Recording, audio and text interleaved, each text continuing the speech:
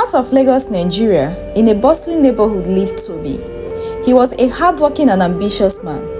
With his wife Kemi and their two beautiful children, Praise and Grace, Mr. Toby worked as a sales representative for a multinational company, while Kemi was a dedicated beautician at a local private salon. Mr. Toby was known for his charming smile and gentle demeanor. His wife Kemi was a woman of grace and beauty. After the birth of their last daughter, Grace, the bond between Toby and his wife depreciated, as he no longer returns from work early and the wife doesn't care anymore after so much complaints. One fateful Saturday morning, Toby told his wife Kemi he was heading to work.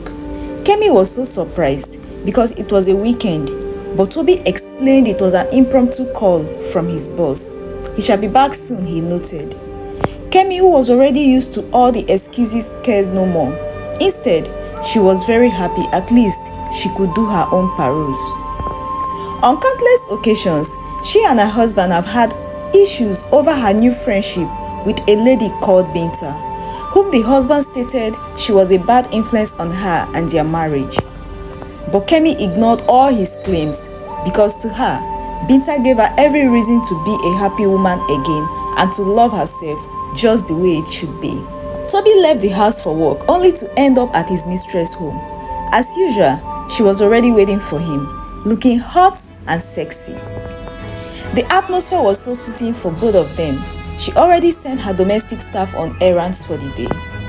Mr. Toby was already seduced from the moment he sighted her in the sexy red gown. Wow, look at my goddess. You look astonishingly beautiful. I have missed you so much, my love, said Toby. They both jumped on the sofa and dealt with each other intimately. After the first round, Toby raised a concern. Binta, don't you think we are taking so much risk? What if your husband catch us red-handed? I don't want to die young. Considering his rank as a military officer, please, let's be using a hotel or some hideout. Toby, you know hotels are not safe for me either, knowing how influential my husband is. He has eyes everywhere, but coming here officially dressed like this, no one would suspect anything. The reason I send my domestic staff on errands anytime you need to be here. My husband can't come from Abuja without informing me.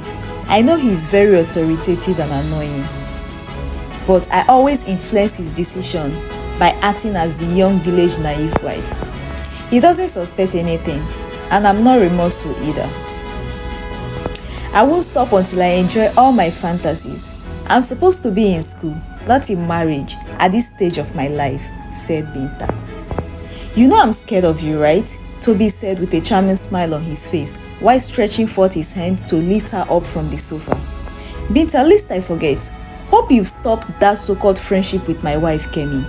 I don't want her to suspect us, and I don't want you to spoil her for me. At least, I still love my wife.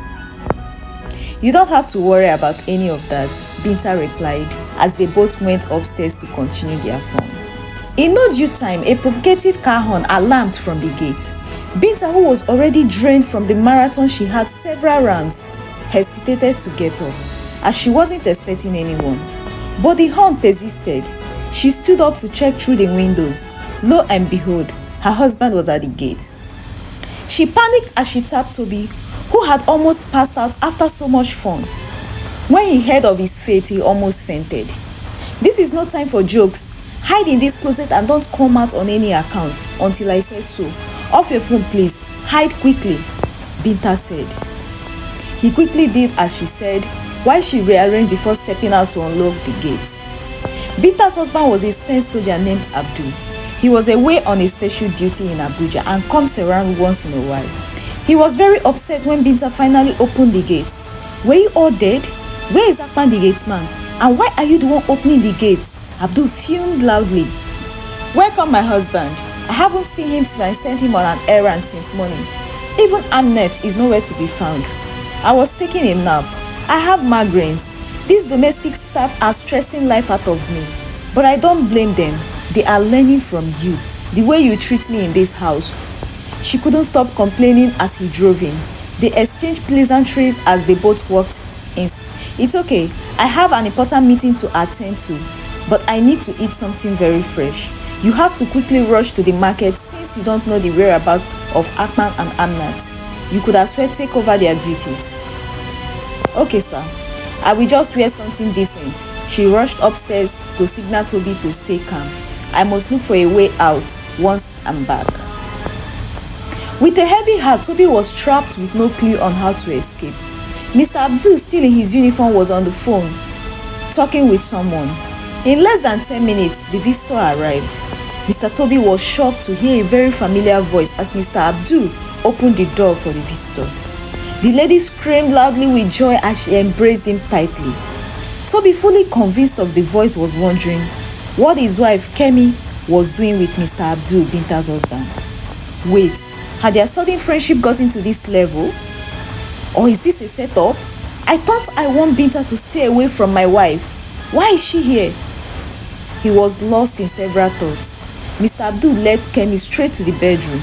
They kissed and professed love unending promises to each other. "Having you in my arm right now mean the world to me, my beautiful Kemi," Mr. Abdul said as they intimately engaged each other's sexual urge. Toby, still in the closet, couldn't believe his wife was cheating on him. Shocked, broken, confused, he doesn't know which action to take. Owing to the fact he was still in a compromising situation, endured it all. Abdul and Kemi dived on the bed. Toby bled in his heart when he heard the melodious sexy ringtone he never knew his wife had, despite the years of their marriage. His heart ached, his eye blurred, yet he couldn't do anything. Mr. Abdul was already in cloud 9, exploiting all his gallant tactics on Kemi on his matrimonial bed when he heard a knock on the door. "Oh shit, my wife is back. But why so soon? Please get up, hide. I will quickly send her back to the market so we can both leave to the hotel as soon as possible." Kemi, traumatized at this point, said, "You never mentioned you live with your wife, but you said you're here for me. Why did you bring me to your matrimonial home?" She cried as she questioned. "Kemi, don't worry about my wife. I will handle her. Just do as I said and hide in the closet, please. I shall explain everything to you once we get to the hotel." He rushed downstairs to open the door. She had no choice but to hide. As soon as she got into the closet, she shocked as her body touching someone else's. She screamed.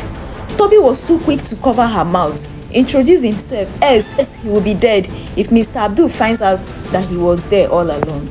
Kemi ghosted after the introduction with disbelief. The silence was defaming, broken by only the soft hum of their hearts pounding against their chest. As the minutes ticked by, Toby and Kemi exchanged fugitive glances, their mind racing with a wide wind of emotion, fear and confusion. Abdul, unaware of the drama unfolding in the closet, continued his plot to distract Binta. He insisted his crave has changed, so she had to go get extra things to prepare for the new food he craved for, hoping he could buy time to sneak out with Kemi.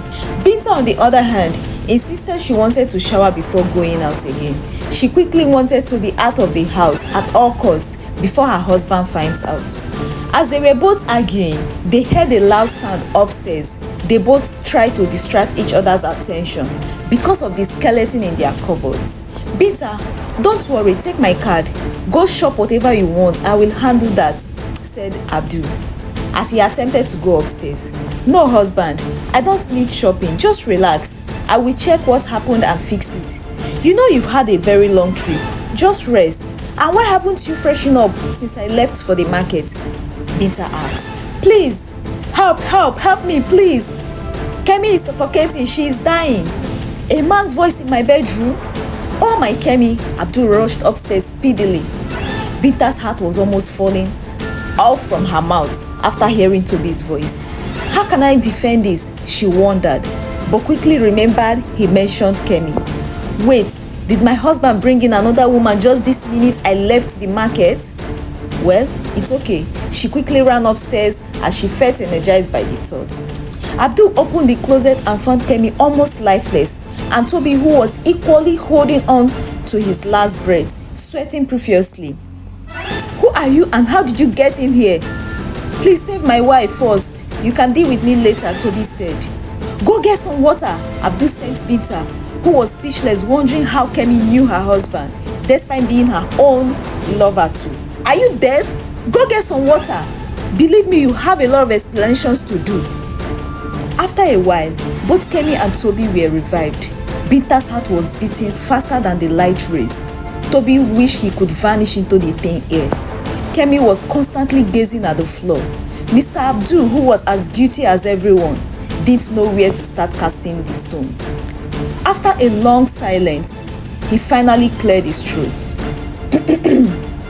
as he asked, "Young man, who are you and how did you get into my bedroom?" Toby, who was shivering all along, summoned courage to respond. "I am Toby, and Kemi here is my wife." "What?" Mr. Abdul said with so much surprise. "Kemi here is divorced after what her husband did to her. She's not into men anymore. I just met her through a dating app and she confided in me, and I'm ready and eager to give her the life she deserves." "So Kemi is not married, she is divorced. So don't lie against her and tell me who you are before I blow your head off." "Kemi, are you divorced? You are not into men? What does he mean by that? Answer me now," Toby yelled with his eyes widely open. "Kemi, she lured me multiple times." "Toby, who?" "Kemi, Binta ruined my life. We were friends after her continuous patronage at my salon. One day, I was upset with you after I found out you were cheating on me with multiple women. As a fellow woman, that day I confided in her, and she told me her own story and how her husband has been treating her and she has been revenging on him. I wanted to be that strong woman. I wanted to distract myself from all your deeds, all the neglect, all the negligence. I wanted a peaceful life. She proved to me that men are scums, that my fellow woman will never betray my love and trust. So I agreed and we started seeing each other. She encouraged me to divorce you, that she was equally divorced. I didn't know it was all a lie. Binta have killed me. She has introduced me into this life that I'm regretting right now. I am sorry, my husband." At this point, Toby and Abdul were totally lost as Kemi and Binta lit up each other verbally. Mr. Abdul constantly gazing at his wife he thought was a naive wife. Toby lamenting and gazing at Binta, who he pleaded not to ruin his wife, felt so guilty. Seeing what he has put his family through, all because of lust, he felt remorseful. Binta's heart was prepared for the worst. In her thought, "If I can walk out of this marriage alive, I will be the most happiest person on earth." "Binta, you have the guts to bring in men into my bedroom without fear? You sleep with women too, my own wife? I can't believe I married you because you are young and inexperienced, only for you to do worse than I can ever think of. Well, since you are bisexual, I am happy to announce to you that I'm equally bisexual. So all of you, jump on this bed and let's deal with each other once and for all," said Abdul, with his eyes totally fixed on Toby's butt. Toby quickly held his wife's hand and ran downstairs. Luckily for them, the doors and the gate was open when Abdul and Binta were deliberating the shopping. Mr. Abdul threw Binta out of the house. Toby and Kemi seek the help of a counselor as they were both ready to work on their marriage.